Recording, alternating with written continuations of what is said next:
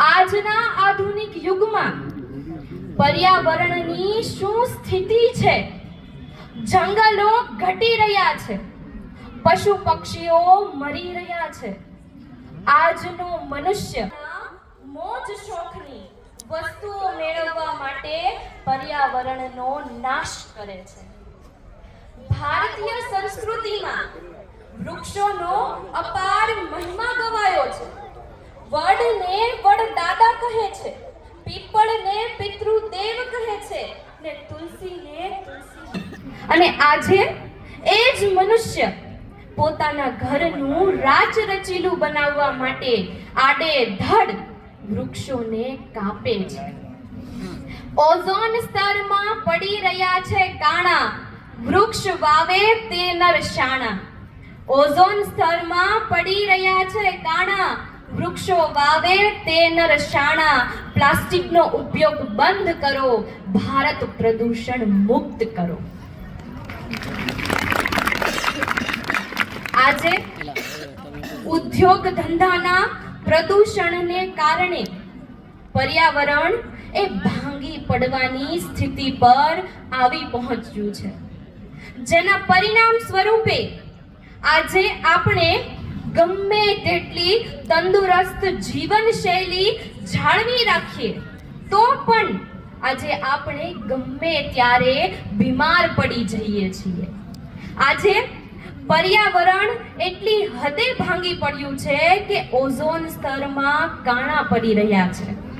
આજે જળ અને વાયુ પ્રદૂષણને કારણે અનેક સ્વાસ્થ્ય પર્યાવરણીય પ્રદૂષણ એ આપણા રોજિંદા જીવનના ઘણા બધા પરિબળો પર નકારાત્મક અસર કરી રહ્યું છે.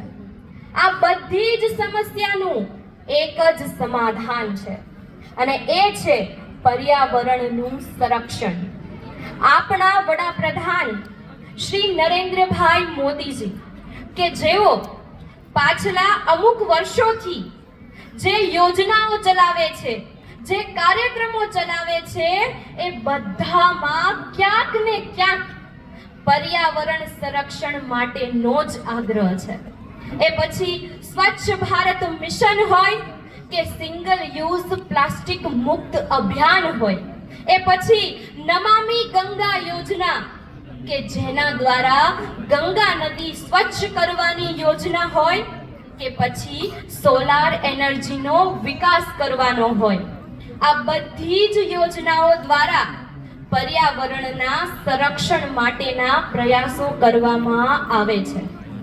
પર્યાવરણ એ આપણને રોજિંદા જીવન માટેની વસ્તુઓ પણ પૂરી પાડે છે.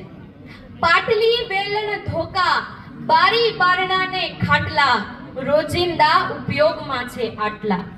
ટેબલ ખુરશી ને સોફા, ટેબલ ખુરશી ને સોફા તમે જન્મ દિવસમાં આપો ફૂલ છોડના તોફા. આજે આપણે જોઈએ છીએ કે લોકો એ તો પાણીનો પણ બગાડ કરતા જોવા મળે છે. હવે તમે વિચારો કે તમે ક્યારેય કોઈને એક લોટો ઘી ઢોળતા જોયા છે? કે પછી તમે ક્યારેય કોઈને એક લોટો પેટ્રોલ ઢોળતા જોયા છે? નહીં ને, કારણ કે ત્યાં લોકોને પૈસા ખર્ચવા પડે છે. તેથી લોકો એની કિંમત સમજે છે. જ્યારે પર્યાવરણ અને પાણી એ તો ઈશ્વરે મનુષ્યને આપેલી અદ્ભુત દેન છે, તો આપણે એનું પણ જતન કરવું જોઈએ. પર્યાવરણ એ મનુષ્યનો જીવન જીવવા માટેનો સ્ત્રોત છે, મનુષ્યની જીવન જીવવા માટેની ચાવી છે. પર્યાવરણ વગર આ સૃષ્ટિનું અસ્તિત્વ શક્ય જ નથી. પર્યાવરણ છે તો આ સૃષ્ટિ છે, પર્યાવરણ નથી તો આ સૃષ્ટિ પણ નથી. અને અંતે હું બસ એટલું જ કહીશ કે પર્યાવરણ સાથે ના બાંધશો વેર, કુદરત વર્તાવશે કાળો કેર. પર્યાવરણ સાથે ના બાંધશો વેર, કુદરત વર્તાવશે કાળો કેર. ને માટે જ કહે છે આ દ્રષ્ટિ ખેર. અસ્તુ. જય હિન્દ, જય ભારત. ખૂબ ખૂબ ધન્યવાદ.